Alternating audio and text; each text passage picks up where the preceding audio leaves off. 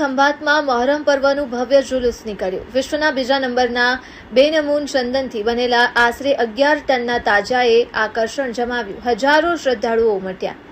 ઐતિહાસિક નવાબી નગરી ખંભાતમાં મહોરમનું પવિત્ર પર્વ શ્રદ્ધા, આસ્થા અને ભવ્યતા સાથે ઉજવાયો। વિશ્વના બીજા નંબરના તાજિયા તરીકે ઓળખાતો ખંભાતનો ઐતિહાસિક તાજિયા પરંપરાગત રીતે દરબારગઢથી વિધિવત રીતે પ્રસ્થાન કરવામાં આવ્યું। આ ભવ્ય જુલુસ શહેરના મુખ્ય રાજમાર્ગો 3 દરવાજા, ચિતારી બજાર, પીઠ 4 રસ્તા અને લાલ દરવાજા સર્કલ પરથી પસાર થયો, જ્યાં મોટી સંખ્યામાં લોકોએ શ્રદ્ધાપૂર્વક દર્શન કર્યા। સમગ્ર માર્ગ પર શાંતિ, ભાઈચારો અને કોમી એકતાનું સુંદર દ્રશ્ય જોવા મળ્યું। અંતે નારેશ્વર તળાવ ખાતે ધાર્મિક વિધિ અનુસાર તાજિયાને ઠંડા કરવામાં આવ્યા।